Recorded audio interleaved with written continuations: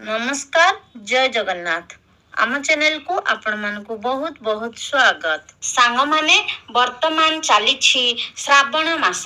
श्रावण मासर कौनसी भी सोमवार दिन चुपचाप छुईकी चली आसंतु एही वृक्ष को तुरंत आपणकु जन्म जन्मांतरर गरीबतारू मुक्ति मिलिजिब।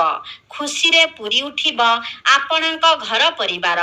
भगवान शिव शंकरଙ୍କ आशीर्वादरू आपणଙ୍କର समस्त मनस्कामना तुरंत पूर्ण हेब। आपणଙ୍କ भाग्य प्रबल हेब। धन ऐश्वर्य पूरी उठिब आपणଙ୍କ घर।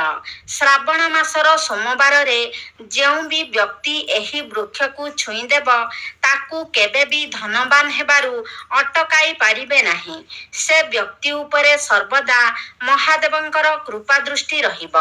पूजा पाठ न करी धूप दीप आदि न जलाई व्रत उपवास न रखी मध्य ଯେଉଁ व्यक्ति श्रावण मासरे ए वृक्ष गुड़ी को छुईकी प्रणाम करिदेब तेबे तार समस्त इच्छा तुरंत पूर्ण हुए। तार आर्थिक स्थिति मध्य मजबूत होइथाए। ए वृक्ष गुड़िक महादेवंकु अत्यंत प्रिय अटे। ଯେଉଁ भी व्यक्ति श्रावण मास सोमवार रे सठिक मुहूर्त रे एही वृक्ष गुड़िक छुई देब तार समस्त इच्छा तुरंत पूर्ण हेब। दरिद्रता ता घरू दूरेई जीव।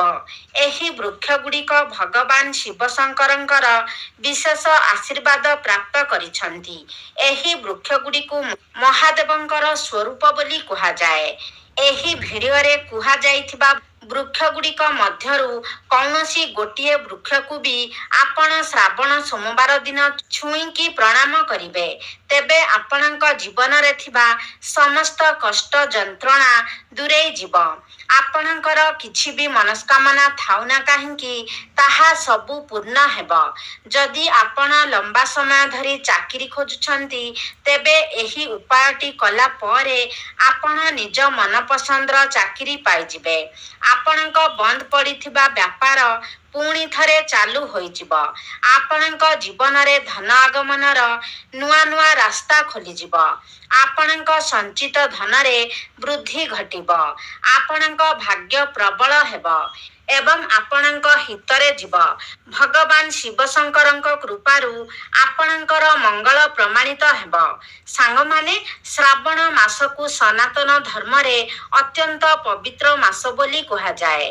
पौराणिक मान्यता अनुसारे भगवान विष्णु एही श्रावण मासरे क्षीर सागर रे निद्रा रे चली जाती एवं महादेव सृष्टिर समस्त कार्यभार को संभाली थांती। शास्त्र अनुसारे महादेवଙ୍କ पूजा व्रत पाई श्रावण मासटी को सर्वश्रेष्ठ मास बोली कुहा जाए।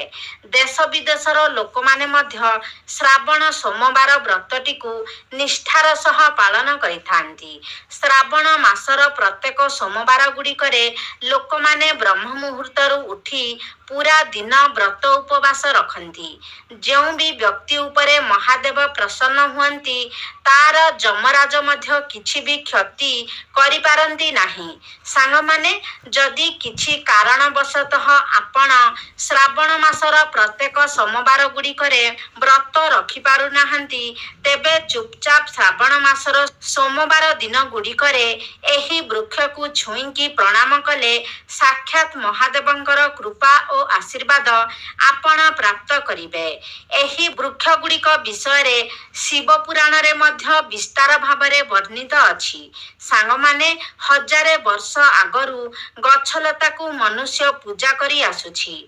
आपण माने लोक माननकु अस्वस्थ वृक्ष को मध्य पूजा करुथिबार देखुथिबे कारण अस्वस्थ गछ को देवरूपी वृक्ष कुहा जाए। सेहीपरि सावित्री व्रत दिन स्त्री लोक माने बर गछ मूलरे बसी सावित्री व्रत पालन करती। ठीक सेहीपरि एमिति किछि पवित्र वृक्ष अछि ଯେଉଁଥିରେ ଭଗବାନ ଶିବ ଶଙ୍କର ନିବାସ କରନ୍ତି। ତେଣୁ ଶ୍ରାବଣ ମାସରେ ଏହି ବୃକ୍ଷକୁ ଛୁଇଁକି ପ୍ରଣାମ କରିଦେଲେ ମନୁଷ୍ୟର ଗରିବୀ ଏବଂ କଷ୍ଟ ଯନ୍ତ୍ରଣା ସବୁ ଦୂରେଇ ଯାଏ। ଏହି ଉପାୟ ଗୁଡ଼ିକ ଶିବ ପୁରାଣରେ ଲିଖିତ ଅଛି। ସେ ବୃକ୍ଷ ଗୁଡ଼ିକ ବିଷୟରେ ଜାଣିବା ପାଇଁ ଭିଡ଼ିଓଟିକୁ ସ୍କିପ୍ ନ କରି ଶେଷ ପର୍ଯ୍ୟନ୍ତ ନିହାତି ଦେଖନ୍ତୁ ଏବଂ ଚ୍ୟାନେଲଟିକୁ ସବସ୍କ୍ରାଇବ୍ କରି କମେଣ୍ଟ ବକ୍ସରେ ଶ୍ରଦ୍ଧା ଓ ଭକ୍ତିର ସହ ହର ହର ମହାଦେବ ନିଶ୍ଚୟ ଲେଖନ୍ତୁ। ସାଙ୍ଗମାନେ, ଏ ବର୍ଷ 2026ରେ ମୋଟ 4 ଗୋଟି ଶ୍ରାବଣ ସୋମବାର ପଡ଼ୁଅଛି। ତେଣୁ 4 ପାଳି ଆପଣ ମହାଦେବଙ୍କର ଜଳାଭିଷେକ କରିବେ। ଅଗଷ୍ଟ 3 ତାରିଖ, ଅଗଷ୍ଟ 10 ତାରିଖ, ଅଗଷ୍ଟ 17 ତାରିଖ ଏବଂ ଅଗଷ୍ଟ 24 ତାରିଖରେ ଶ୍ରାବଣ ସୋମବାର ଗୁଡ଼ିକ ପଡ଼ୁଅଛି। ଅଗଷ୍ଟ 24 ତାରିଖ ହେଉଛି ଶେଷ ଶ୍ରାବଣ ସୋମବାର ଏବଂ ଅଗଷ୍ଟ 28 ତାରିଖ ଦିନ ଶ୍ରାବଣ ମାସ ଶେଷ ହେବ। ସାଙ୍ଗମାନେ, ଶ୍ରାବଣ ସୋମବାର ବ୍ରତରେ ଲୋକମାନେ ମହାଦେବଙ୍କୁ କ୍ଷୀର, ଜଳ ଆଦି ଚଢ଼ାଇବା ସହ ବେଲପତ୍ର ମଧ୍ୟ ଅର୍ପଣ କରିଥାନ୍ତି। ବେଲପତ୍ର ମହାଦେବଙ୍କୁ ଅତ୍ୟନ୍ତ ପ୍ରିୟ ଅଟେ। ବେଲପତ୍ର ବିନା ମହାଦେବଙ୍କ ପୂଜାକୁ ଅଧୁରା ମାନାଯାଏ। ସେଥିପାଇଁ ବେଲଗଛକୁ ମଧ୍ୟ ପୂଜନୀୟ ମାନାଯାଏ।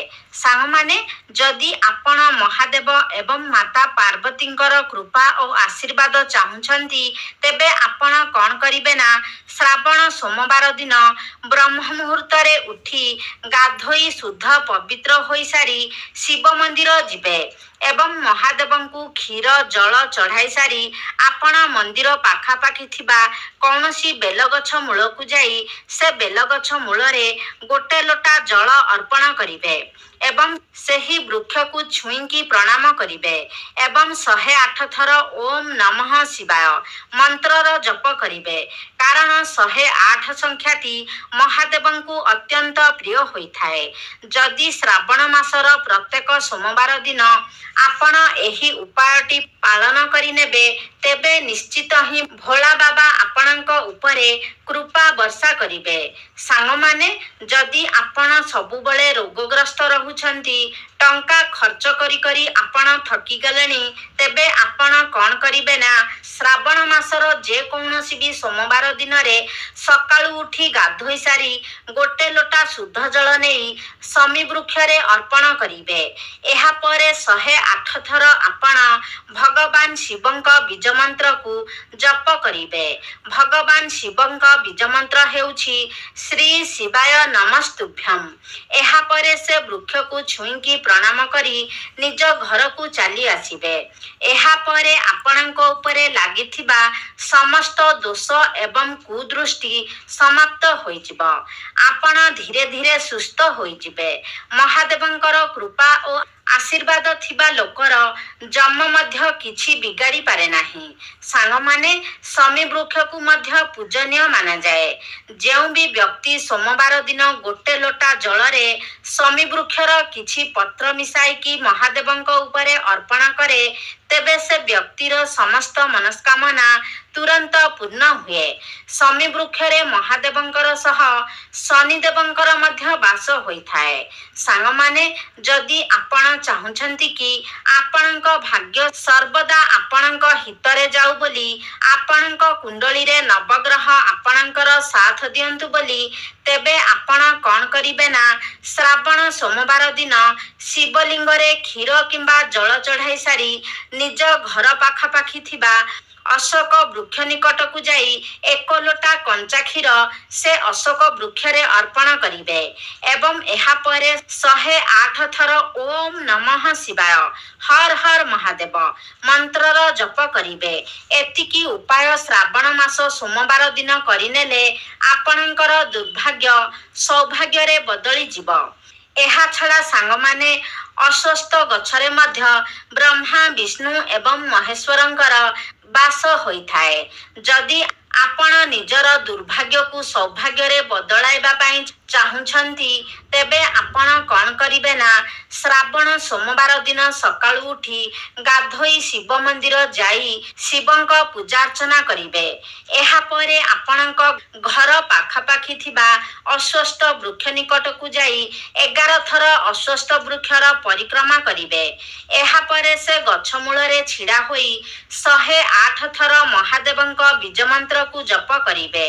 ବୀଜ ମନ୍ତ୍ର ହେଉଛି ଶ୍ରୀ ଶିବାୟ ନମସ୍ତୁଭ୍ୟମ୍। ଏହାପରେ ସେ ଗଛକୁ ଛୁଇଁକି ପ୍ରଣାମ କରିବେ। ସାଙ୍ଗମାନେ କେବଳ ଏତିକି ଉପାୟ କରିନେଲେ ଆପଣଙ୍କର ସମସ୍ତ ମନସ୍କାମନା ମହାଦେବଙ୍କ କୃପାରୁ ନିଶ୍ଚିତ ପୂରା ହେବ। ଆପଣଙ୍କର ଭାଗ୍ୟ ଆପଣଙ୍କର ହିତରେ ଯିବ। ଆପଣଙ୍କ ସାଥ ଦେବ। ଆପଣଙ୍କର ଆର୍ଥିକ ସ୍ଥିତି ମଜବୁତ ହେବ। ଆପଣଙ୍କ ଘରୁ ରୋଗ ଶୋକ ଆଦି ଦୂରେଇ ଯିବ। ତେବେ ସାଙ୍ଗମାନେ ଆଶା କରୁଛି ଆଜିର ଭିଡ଼ିଓଟି ଆପଣମାନଙ୍କୁ ନିଶ୍ଚିତ ଭାବରେ ଭଲ ଲାଗିଥିବ।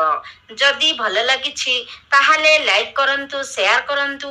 ଆମ ଚ୍ୟାନେଲକୁ ଯଦି ସବସ୍କ୍ରାଇବ୍ କରିନାହାନ୍ତି ତାହେଲେ ସବସ୍କ୍ରାଇବ୍ କରିଦିଅନ୍ତୁ ଏବଂ କମେଣ୍ଟ ବକ୍ସରେ ହର ହର ମହାଦେବ ନିଶ୍ଚୟ ଲେଖନ୍ତୁ।